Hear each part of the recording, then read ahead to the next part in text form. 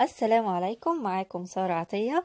النهاردة هنعمل كده حاجة لزوم الدفا وهي السحلب. هنبتدي ببودرة السحلب، هنعملها بنكهتين، وبعدين هنعمل السحلب نفسه هنقدمه بطريقة أحلى من أي كافيه. هيكون ليه طعم ونكهة مميزة قوي، متأكدة هتعجبكم وتعجب ولادكم.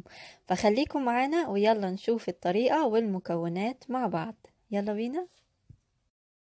هنبتدي نحضر بودرة السحلب بتاعتنا. ففي بولة هنحط 3/4 كوب من السكر البودرة، وعليها نص كوباية من دقيق الرز، وعليهم نص كوباية من اللبن البودر، وكمان نص كوباية من الكريم شانتيه، ونص كوباية من النشا. هنحط عليهم دلوقتي معلقتين كبار من جوز الهند، وكمان معلقة كبيرة من السمسم،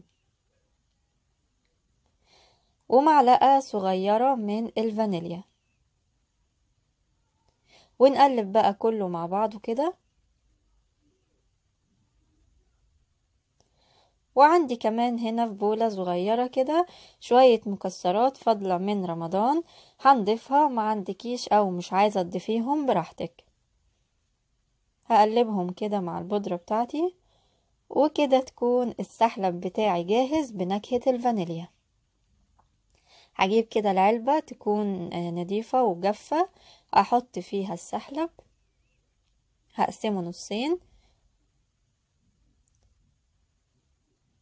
النص التاني بقى هبتدي احط عليه معلقة ونص كبيرة من الكاكاو الخام، وكده بقى عندي سحلب بالشوكولاتة.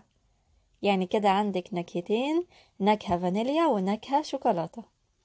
ان شاء الله يعجبوا ولادكم جدا، جربوهم وهتلاقوهم طعمهم جميل ان شاء الله. ابتدي برضو انزل السحلب اللي بالشوكولاتة في علبة تانية، وابتدي بقى اغطيهم واحفظهم في مكان جاف. زي ما انتوا شايفين عملوا لنا كده كمية حلوة. اشيلهم بقى وابتدي دلوقتي احضر السحلب بتاعي.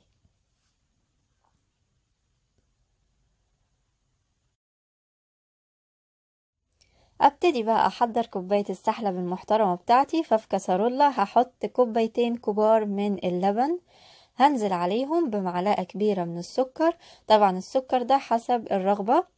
وهجيب بودرة السحلب اللي انا حضرتها وهحط معلقتين كبار. طبعا طريقة التحضير للفانيليا والشوكولاتة واحدة. اولع بقى النار وابتدي اقلب كده على طول وبسرعة عشان ما يكلكعش السحلب معايا ويديني قوام حلو. تمام كده. كده بدأ يغلي ويتقل معايا. خلاص هديله تقلبتين واطفي عليه ويكون السحلب جاهز معايا.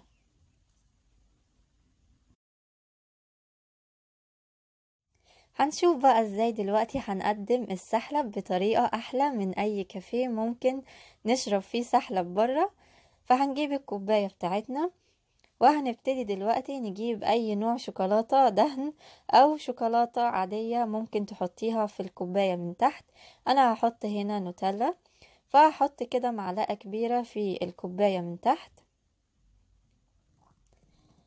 وهبتدي دلوقتي بقى اصب عليها السحلب من فوق. تمام كده. وهبتدي بقى ازين من فوق بالمكسرات، اي مكسرات عندك. طبعا الزينة دي بقى اختياري، وهحط من فوق شوكليت شيبس. تمام كده. وبس كده خلصنا. طبعا كوباية السحلب دي معمولة مخصوص عشانكم، طبعا احلى من اي كافيه برا. دوقوا بس الطعم بتاعها وادعولي، حاجة كده من الاخر. ان شاء الله تعجبكم قوي وتعجب ولادكم، وحاجة كده هتدفيكم عشان السقعة التلج بتاعت اليومين دول. يا رب كده تكون وصفتنا للنهاردة عجبتكم. ولو عجبتكم ما تنسوناش في اللايك والشير، وما تنسوش لو اول مرة تشوفوا فيديوهاتنا تعملوا سبسكرايب في المربع اللي تحت الفيديو. كان معاكم سارة عطية، اشوفكم في وصفة جديدة. باي باي.